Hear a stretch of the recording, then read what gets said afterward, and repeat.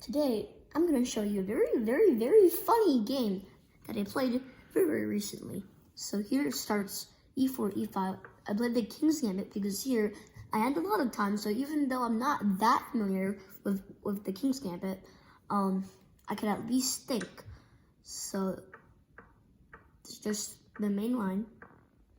Now, this g5 move isn't exactly the best move. Why? Because we're already getting the center. You should challenge the center with something like d5 and separate my two pawns with something like that.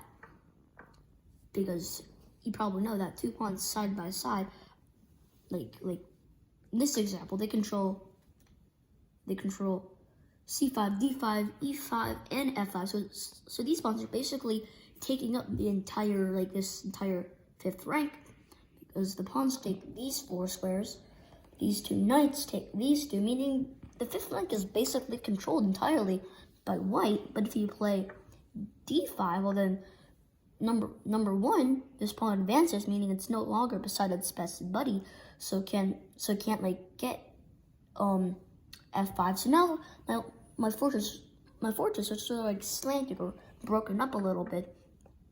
And remember, you're trying to keep your pawn from this bishop, but I already sacrificed a pawn way back here, so I probably would have done d5 or something, because when you play d5, he can take, and then you can take, and then he takes your pawn. He's getting a pawn himself, but the white already sacrificed the pawn, but this works as well.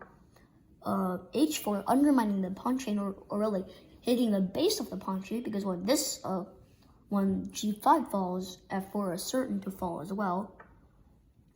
So f6, again, maintaining the pawn chain, takes, bishop here, knight up, trying to get a defense, pawn here. I could have just took this pawn, because magically this knight defends the e pawn from its position on g5, but I didn't.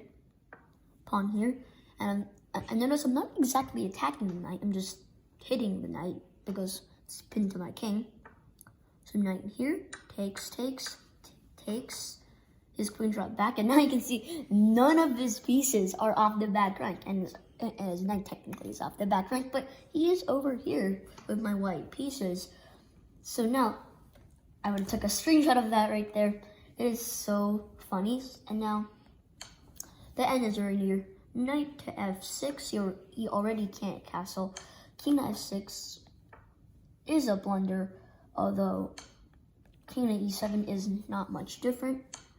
But he played king here, and again, adding more pieces to adding more attack, or more pieces, and as they say, throwing more fuel into the fire, more wood, more pieces. And they say, 3 pieces is checkmate. I do have a knight, and a queen to checkmate. This rook technically counts. And queen here to guard this, to guard that checkmate. But then this checkmate falls as well. And if you try to guard that checkmate by playing h6, this would have also came. And what else does it do? Well, let's say he just does this, and I just attack the bishop. I would have done something like this. It looks absurd, but at least you're getting rid of like one of the attackers. But still, it is still the end. There's not much you can do. And this is resulting in a very funny game, just 15 minutes.